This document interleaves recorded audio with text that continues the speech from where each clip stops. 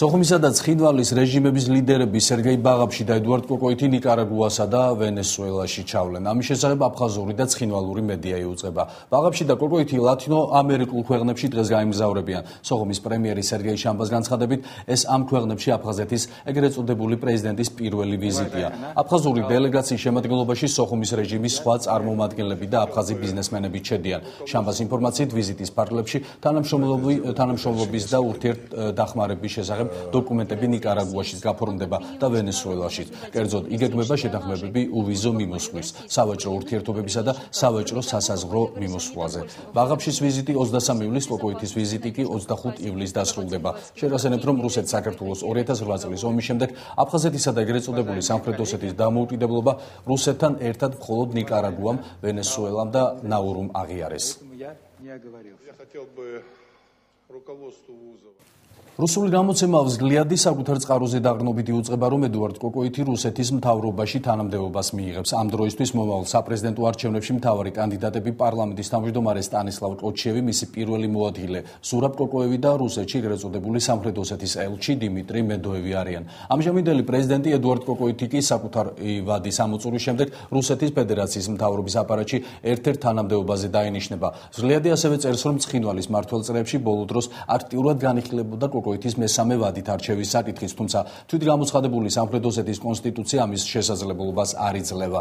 ამ საკანონმდებლო შეზღუდვას თავის დროზე ხაზი გაუსვა კრემლის ადმინისტრაციის ხელმძღვანელმა სერგეი ნარიშკინმა, რომელმაც განაცხადა, რომ დარწმუნებულია ცხინვალში კონსტიტუციის მიღების შემდეგ მის შეცვლაზე აღარ იფიქრებენ. ამით კრემლმა მიანიშნა, რომ კოკოიტის ხელისუფლებაში დარჩენის ვერანაირ აუცილებლობას ვერ ხედავს. განათლებისა და მეცნიერების მინისტრი დიმიტრი შაშკინი დღეს საზაფხულო სკოლის იმ 36 წარმატებულ მოსწავლეს შეხვდა, რომლებიც მიმდინარე წლის 24 ივლისს გაერთიანებულ სამეფოში ინგლისური ენის შემსწავლელ საზაფხულო სკოლაში 2 კვირით გაემგზავრებიან. მოსწავლეები საგუნობრივი ოლიმპიადებისა და სხვადასხვა საგანმანათლებლო კონკურსების მონაწილე 400-მდე მონაწილისგან შეირჩნენ. უმრავლესობა საქართველოს სხვადასხვა კუთხიდანაა. მათ 3 კვირის განმავლობაში სხვადასხვა აქტივობებში განსაკუთრებულად გამოიჩინეს თავი და დადებითი შეფასებები დაიმსახურეს. მოგეხსენებათ, რომ საქართველოს მთავრობისთვის განათლების და მეცნიერების სამინისტროსთვის ერთ-ერთი ყველაზე უმნიშვნელოვანესი პრიორიტეტი არის ინგლისური ენის სწავლების გაგრძელება ჩვენ სკოლებში. წელს ჩვენ ბაქსვუდის სკოლების ქსელთან ერთად განვახორციელებ ძალიან მნიშვნელოვანი პროექტი, რომლის ფარგლებში 1200 ბავშვი ისვენებს და სწავლობს სხვადასხვა სასწავლო ბანაკებში.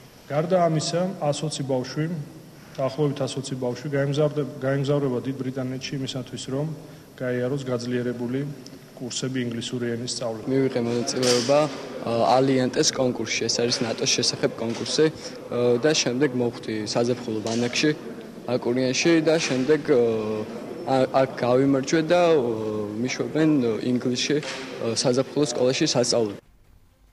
საქართველოსა და ნებრასკას უნივერსიტეტებს შორის კი ურთიერთთანამშრომლობის მემორანდუმი გაფორმდა. მემორანდუმი სტუდენტებისა და პედაგოგების გასვლით პროგრამებში მონაწილეობას, სამოქმედო გეგმების ერთობლივ შემუშავებას და განვითარებას, ასევე საერთაშორისო კონფერენციების ჩატარებას ითვალისწინებს. მემორანდუმს ხელი უნივერსიტეტის რექტორმა მანანა სანაძემ და ნებრასკას უნივერსიტეტის პროფესორმა ჯონ მაკლანმა მოაწერეს.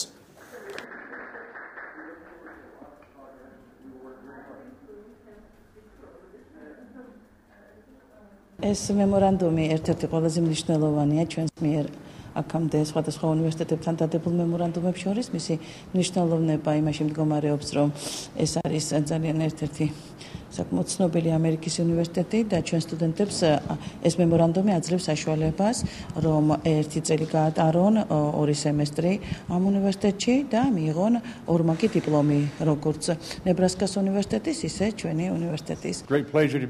ძალიან მოხარული ვარ, რომ საქართველოში ვიმყოფები.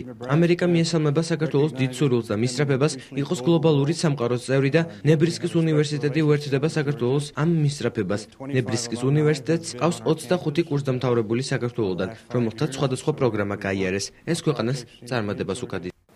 მოძრაობა 7 ნოემბრის წევრი ილია წურწუმია საქართველოს ყველა პოლიტპატიმარს სოლიდარობას უცხადებს და ხობში უვადო შიმშილობას აცხადებს, ვიდრე პოლიტპატიმრებს არ გაათავისუფლებენ. დღეს გამართულ ბრიფინგზე მოძრაობა 7 ნოემბრის ლიდერმა ჯაბა ჯიშკარიანმა პოლიტპატიმართა გათავისუფლებისთვის სააკაშვილის რეჟიმს ვადა 2 შაბათამდე მისცა. წინააღმდეგ შემთხვევაში ისინი კონსულტაციებს გამართავენ პოლიტიკურ პარტიებთან და ერთად შეიმუშავებენ სტრატეგიულ გეგმას ამ მიზნის მისაღწევად.